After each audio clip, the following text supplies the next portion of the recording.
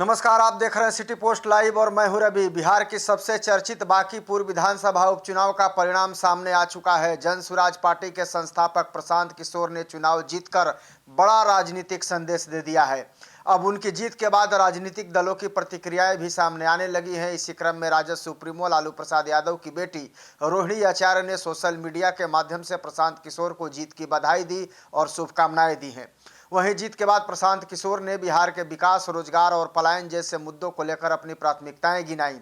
रोहिणी आचार्य ने social media x पर post करते हुए लिखा कि बांकीपुर उपचुनाव के नतीजे ने एक बार फिर साबित कर दिया कि जीत उसी की होती है जो लगातार संघर्ष करता है, जनता से जुड़े रहता है और अपने कार्यकर्ताओं और समर्थकों का सम्मान करता है। उन्होंने आगे लिखा कि यह जीत भाजपा के विरोध और लोकतंत्र में जनता के विश्वास की जीत है। साथ ही उन्होंने प्रशांत किशोर को जीत की बधाई देते हुए उनके जन समर्पित कार्यकाल और उज्जवल भविष्य की शुभकामनाएं भी दी।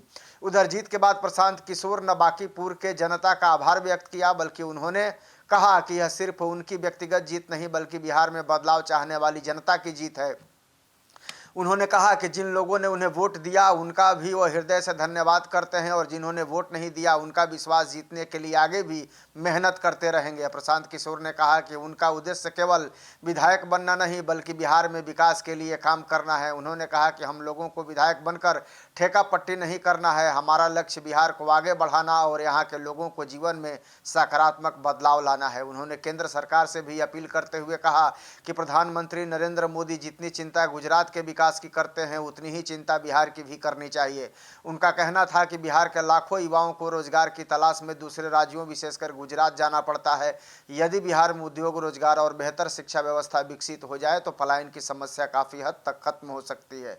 प्रशांत किशोर ने कहा कि केंद्र और राज्य सरकार की जिम्मेवारी है कि बिहार में ऐसी परिस्थितियां बनाई जाएं जहां युवाओं को अपने ही राज्य में रोजगार और सम्मानजनक जीवन मिल सके। उन्होंने ये भी कहा कि यदि सरकार रोजगार, शिक्षा और भ्रष्टाचार जैसे मुद्दों पर गंभीरता से काम नहीं करेगी तो भविष्य में भी जनता इसी तरह बदलाव का जनादेश देती रहेगी। मुख्यमंत्री को लेकर भी उन्होंने अपनी राय रखते हुए कहा कि बिहार को ऐसा नेतृत्व चाहिए जो राज्य के विकास को प्राथमिकता दे। उन्होंने कहा कि बिहार की जनता केवल मजदूरी करने के लिए पैदा नहीं हुई है बल्कि उन्हें अपने राज्य में अवसर मिलने चाहिए।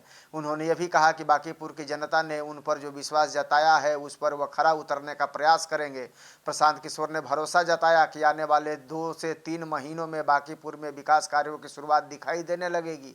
उन्होंने स्पष्ट किया कि उनका चुनाव केवल नाली गली के मुद्दों पर नहीं लड़ा गया बल्कि यह चुनाव बिहार की राजनीति में बेहतर नेतृत्व और विकास की नई सोच को लेकर लड़ा गया है। उन्होंने कहा कि जनता की उम्मीदों पर खरा उतरना ही उनकी सबसे बड़ी प्राथमिकता होगी और वह बांकीपुर के साथ साथ पूरे बिहार के विकास के लिए लगातार काम करते रहेंगे। आप क्या सोचते हैं प्रशांत किशोर के इन वादों पर? कमेंट जरूर करके बताइएगा और खबर को ज़्यादा से ज़्यादा शेयर और लाइक भी कर दीजिएगा। धन्यवाद।